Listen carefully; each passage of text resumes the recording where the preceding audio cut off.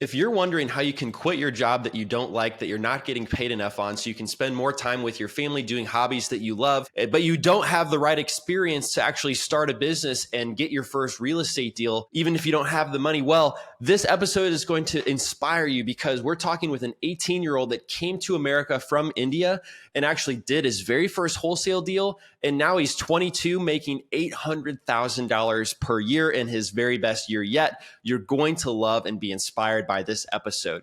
If you've gotten any value at all from this podcast, please take a moment and leave us a review and subscribe to the podcast. This helps us make more content to help you achieve the financial freedom that you're looking for. The DealMachine REI Podcast. Everything you need to know to get started in real estate investing.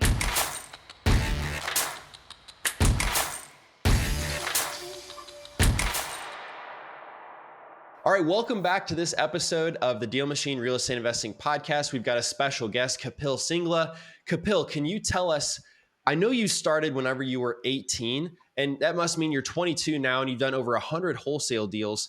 Can you talk about why you actually wanted to start getting into real estate investing? When I came to America, their real estate was something that always attracted me, and I felt like I have a passion for it. So I think that's why I started it. But there really isn't a reason for it, particular reason for it. It was something that I thought I would be good at. Gotcha. We'll talk a little bit about working 90 hours per week, because I know before real estate investing, you were just slaving away. Yeah, that is correct. My family had a lot of debt when we moved from India. So the only way to pay, our biggest goal was to pay that off. So when I came here, whatever I could find, I'd work. So I was working at a restaurant, a gas station, changed jobs in between those two, and about roughly 90 to 100 hours a week, just to get through it, and did that for about 6-9 months. Dang, holy cow. That's pretty crazy. I think you've won son of the decade, because my parents, I know you may be in a different situation than I was, but I definitely wasn't thinking about working for my parents. Were you actually giving all of your money to your mom and dad? Yeah. All of it. Wow. Talk about that a little bit. Is that a cultural thing? Because I know that you came from India and we might have grown up a little bit different. Yeah, I would say it's cultural. It is that was the goal at that point. It's, we were starting from negative, so we had to get to a point where we can, start basically from zero.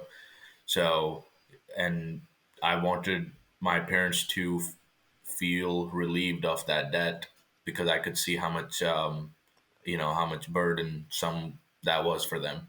Gotcha. So especially, I don't want to see my mom or my dad's health going bad because of that reason. So yeah, that was the utmost priority. What got you started, and what intrigued you about real estate, though? So the first thing that that got my attention was really something that I can something that's like tangible. I can feel. I can go and I can say this is mine, or this is that was kind of the big thing for me, And my grandfather made a lot of his wealth in real estate in India, so I thought, it's something I should look into. And then I remember reading Rich Dad Poor Dad on the flight when I was flying from India to America. I barely understood it because English is still my second language, but I read that book I think 4 times by now. But wow. On that flight, it seemed like, man, that's a big deal in America. So I should go out and see what it's all about. Yeah. What was your initial start? What did you after you read that book, what was your initial thought of how you would get started? What did you want to do? Looking for a mentor. I think Okay. So right outside my apartment where I used to live, there used to be a huge sign say, we buy the good, the bad, the ugly houses. So I just went and knocked on his door, I just went and knocked on his door and said, hey, I'd work for you for free, but you got to teach me real estate. Who was it? Do we know the person? And you were living, is it in northern Indiana or where was that? Yeah, no, South Bend, Indiana. Someone locally, uh, just he's not big, probably not known in the community. Cool. Uh, yeah, got multiple businesses, not just real estate, so it was really good. And did he take you up on the offer to work for free? Yeah, I worked for free for him for I don't know, roughly 6 months. What did you do for him for free? Yeah. I was mostly in the management side. I was looking and kind of shadowing him and seeing what all he does, how he, you know, no one gives their kind of secrets away, but I think he was very much upfront and he gave me a lot of challenges that helped me kind of grow my mental um, horizon to see things a little bit of a different way, you know. What Did can he you help you get expand on that? started with your first deal? Yes and no. I think that gets to my first deal. So when I was managing properties for him, one day I get this call from a lady saying, "Hey, you know, the property is getting sold in the tax sale, and I have 24 hours to move out." And I'm like, that's a red flag for a landlord, of course, right? Someone wants to move in, and it's like, what's going on? Are you not paying your rent? I understood about tax sales. I've learned about those before, and used to bid for him in the tax sales. So I said, hey, I'll. What if I come and buy the house? Would you want to sell it? And she said, well, her grandmother owns it, and she's in Ohio. So we met somewhere in the mid, somewhere in. I drove, they drove, met somewhere, gave them $5,000 cash for the house, and You bought the whole paid their house for tax. $5,000. $5,000. Yeah, Now, yeah. how did you know Without that seeing was it? going to be a good deal? I didn't know it was going to be a good deal. I didn't even do a title search. I got a quit claim deed. Oh no. What is a I quit didn't do claim? What is a anything. quit claim deed? Quit claim deed is probably one of the, I won't say the worst, but one of the most riskiest way to transfer title. It is there is no warranties with it, so any of their liens basically fall on me. So they don't pay anything. They just get their check and it's done. It's a done deal. Got it. What did they have any liens or anything like that against them that followed with the property? Other than the taxes, couple of grand, but nothing major. I was worried about a mortgage showing up, but nothing showed up. Okay. What did you do with this property? Was this your first wholesale deal or was it a different type of real estate transaction? I sold it to I sold it to an investor. I took it to my mentor that I was working for, and I said, "Hey, would you buy it?" He gave me a price that I was like, that's not something I'd sell it at." What was the price? So yeah, What was it it? was $500 more. Oh yeah, that was not enough for you and the effort that you No, put in to take it. So then he what did you do? he lent me money though to buy it. Okay. So I borrowed money at an interest rate of 2% a week. Okay. That's So high um, interest. very high, but I flipped it into didn't flip it. Sorry, I sold it to another buyer, another investor. I don't remember the exact numbers, but I think I made about $7,000 on it. Oh, nice. Wow. Much Wow. better than That's amazing. 500. Yeah, much better than the 500, right? So why did you normally in wholesaling we can take a property and get it under contract and assign it. So we don't actually have to borrow money to purchase the property. Why did you decide to borrow money to purchase this property instead of just assigning it to somebody?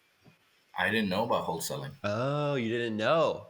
Okay. Yeah, I had no idea. So I learned after the fact that I could do that. So that was a game changer for me. That's when I was like, well, dang. I left working for free. I'm like, well, I'm all game. Let's started my marketing and stuff like that.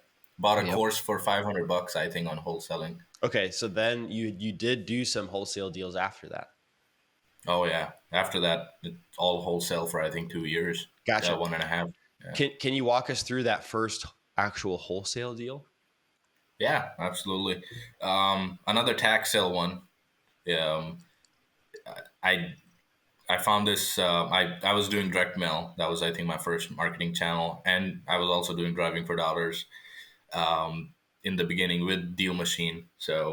Um, so yeah, this house was in a rough neighborhood, and I knew that she's losing into the tax sale, and she won't talk to me. I called her once, twice, and I had a little bit of broken English, so a lot of people were probably uncomfortable with that. I just went ahead and knocked on her door, and I said, "Hey, I've been calling you for last week or so." So we signed a deal. Um, Again, I don't recall my numbers exactly, and then I put it on Craigslist, and I couldn't get any buyers for like 2 weeks. And the other day, like right where I was like about to be out of my contract, I get a call saying, "Hey, we saw your Craigslist listing. We'd like to come out and look at it." And they came out, looked at it, gave me a price.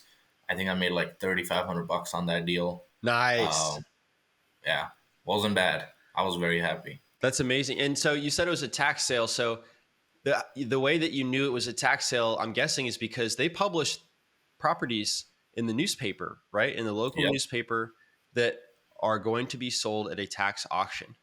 And Yeah. a lot of times, people who are in that situation, they don't realize how quickly that house might be taken away from them. They're not as interested in saving their credit, although what you did would certainly save her credit from the derogatory mark. But they're also typically more interested in just having the flexibility of knowing when that house is going to be sold, right? So, like, is that true in your case too? Oh yeah, absolutely. How did you You get know, her to come around to wanting to do the deal with you, since you said at the beginning she was hesitant because of your broken English at the time? I don't really know. I think she just liked the fact that she's getting a cash deal, and she was aware of losing the tax sale. So I think both of those factors, even if she didn't like me, both of those factors were motivating enough for her to sign the deal. So I did like you that. tell her right away that she was due to be having her house sold at a tax sale, or did you use like softer word language whenever you first talked with her?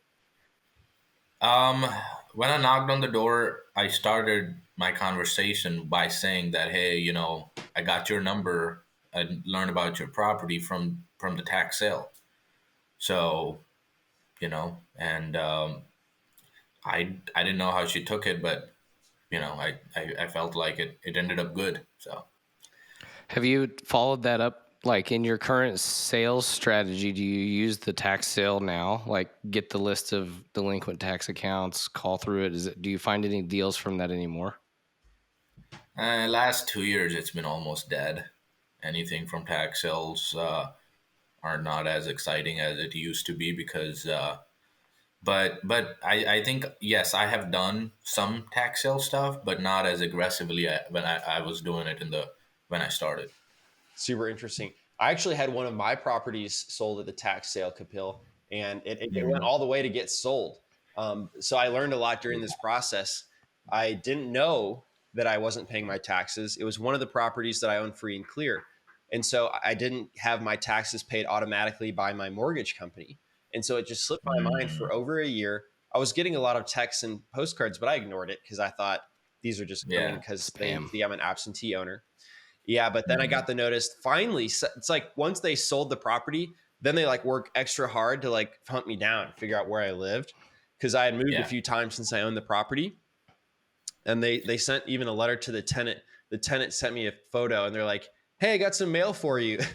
And I was like, Oh, geez. "Oh shoot, okay, I forgot to pay my taxes, but don't worry, you actually have a redemption period."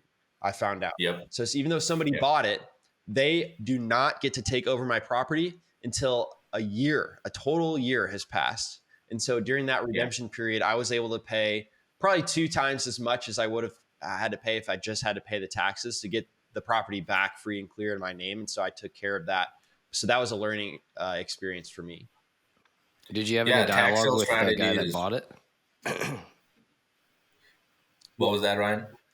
I was asking David, did you have any dialogue with the person who bought it? I have no, I don't know if I could look up who bought it. I didn't look who bought it. I just You wanted to redeem can it. the person basically, so whoever bids on it, and the county would give you a paper that would tell you how much taxes you owed, and up top it would tell you who bought your tax certificate with their address on it. Gotcha. Okay. Nice. Yeah, I got that notice. I didn't look up who it was though. And there's two types of sales in Indiana: commissioner sale and tax sale. Commissioner sale has only a 3-month redemption period. I think it's 4 months. My bad. What And determines if it's going to go to the commissioner sale with a shorter time period?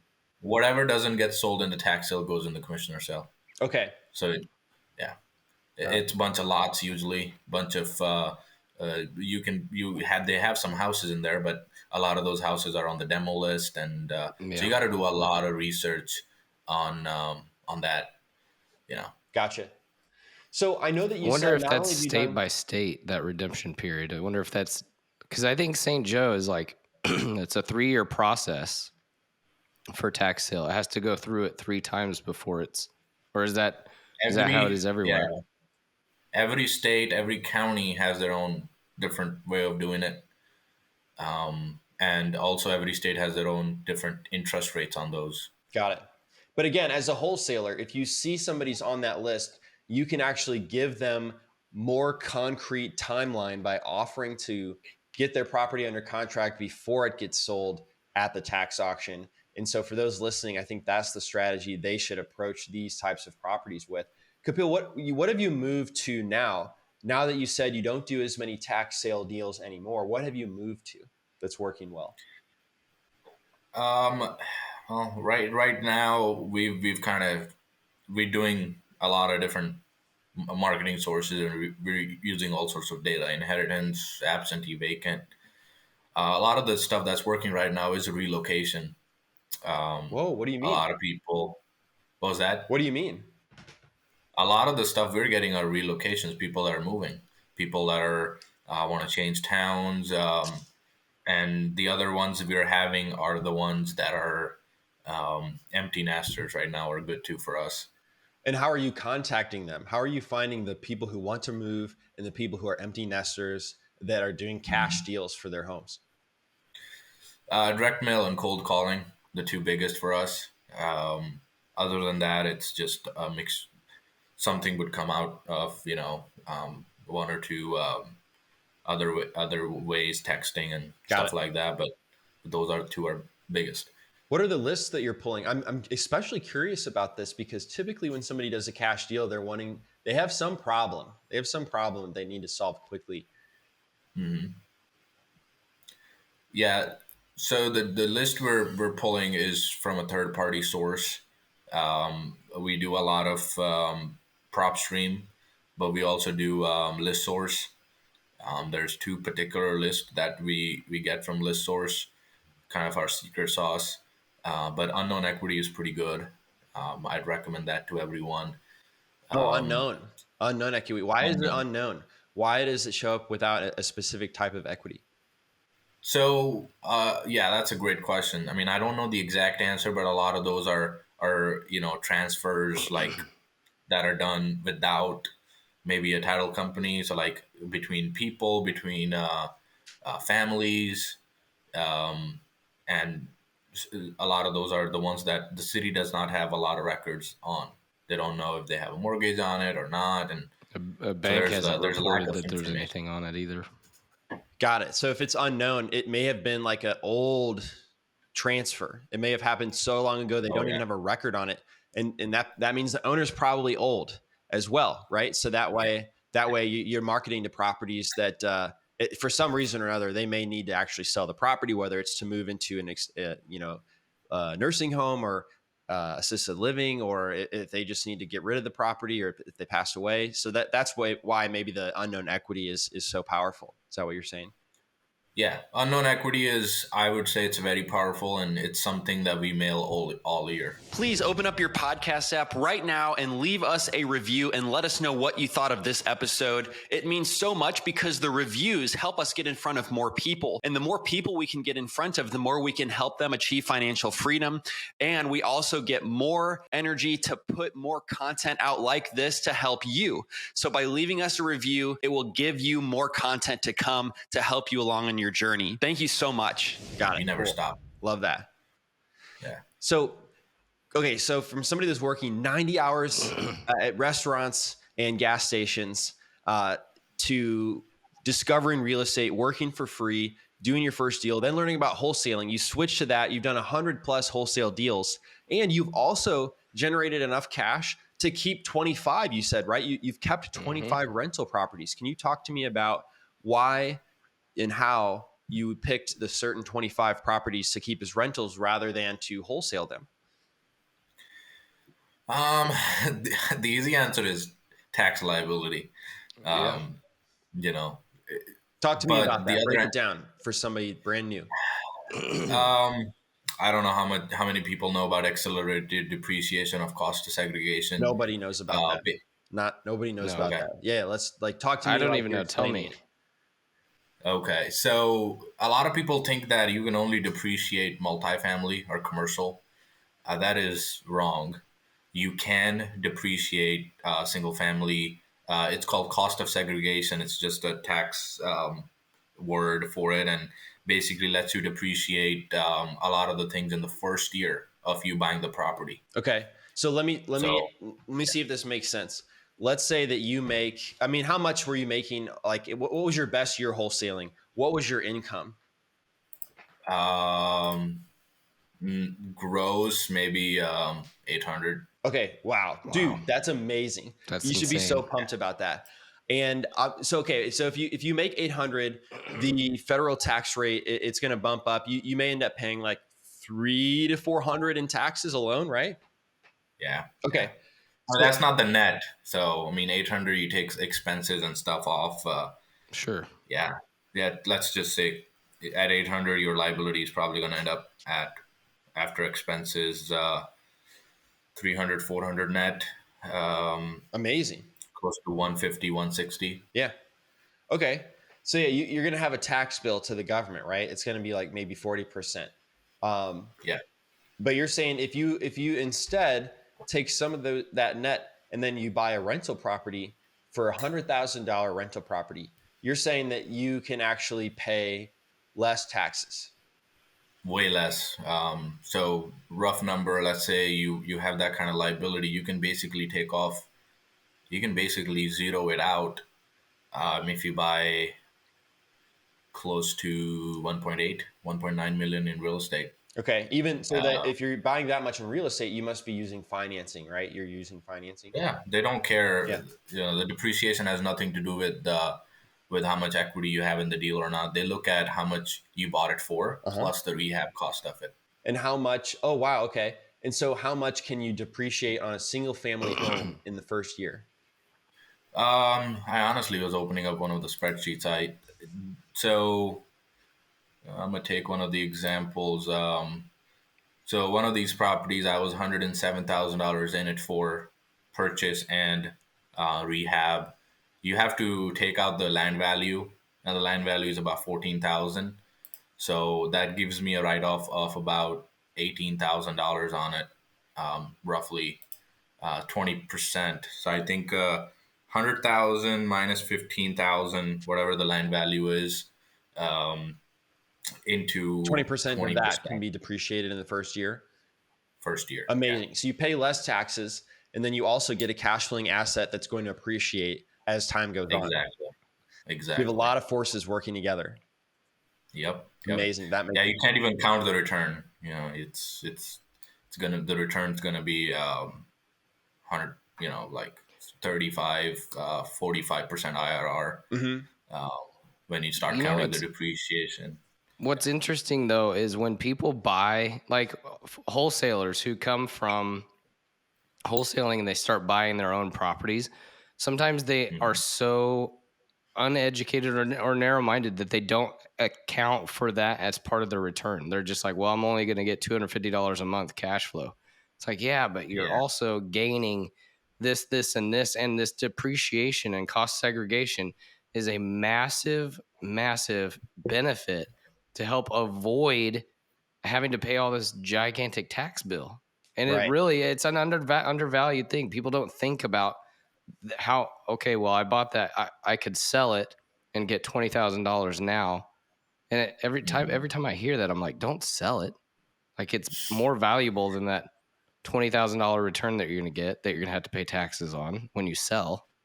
I'm like, Yeah. that is a big struggle is people don't account for this piece when they're thinking of how much return they're going to get out of a property. They have to account for this too. Mm-hmm. Yeah.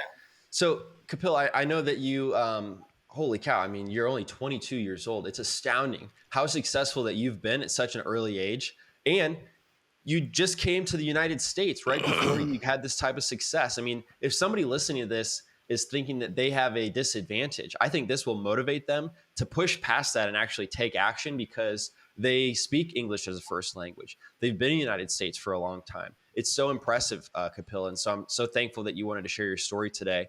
Have you ever even messed up? I mean, you seem like the perfect Yeah, you real seem estate perfect. investor. Have you ever No, messed I anything messed up? up.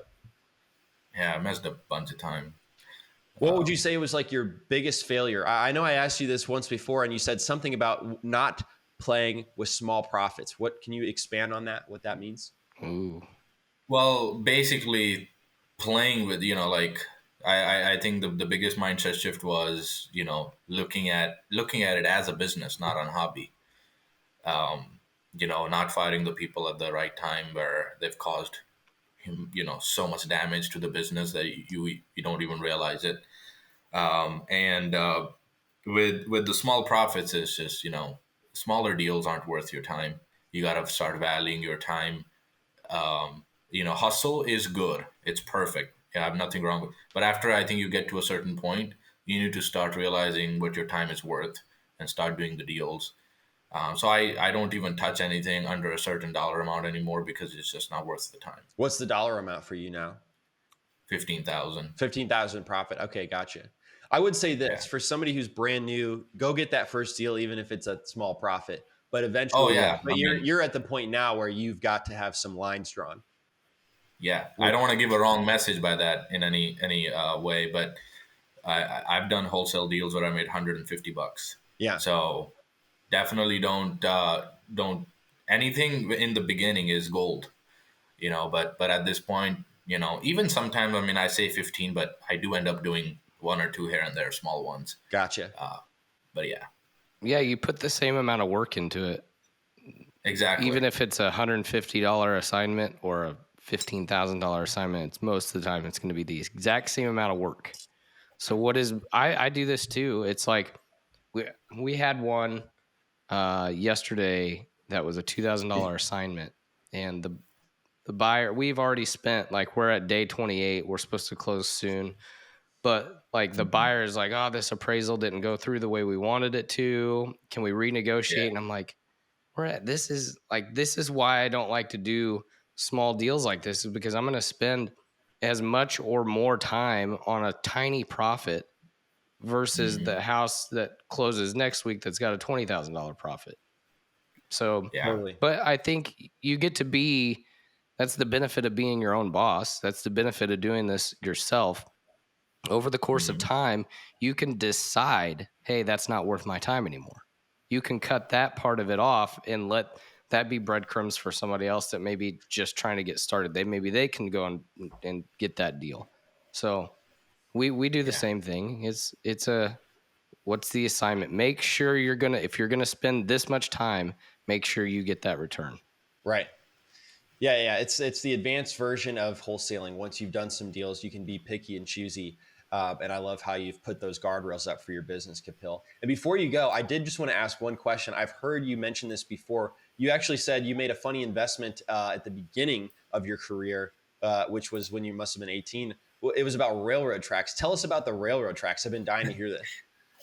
Railroad and also lake. I bought a lake. Oh, wow. You bought a lake? Oh, wow. Yeah. I would It's do funny. that. I think it's on the market right now for sale. I didn't take. So, anyways, so when I learned about the tax sale, I was like, I'm the smartest man in this planet. I was like, no one knows about this. It's kind of the secret. I mean, it wasn't really. I think I had about $4,500 saved up, and the city, did their tax sale, and in India, growing up, land is worth more than the building. Usually, that's really the scenario.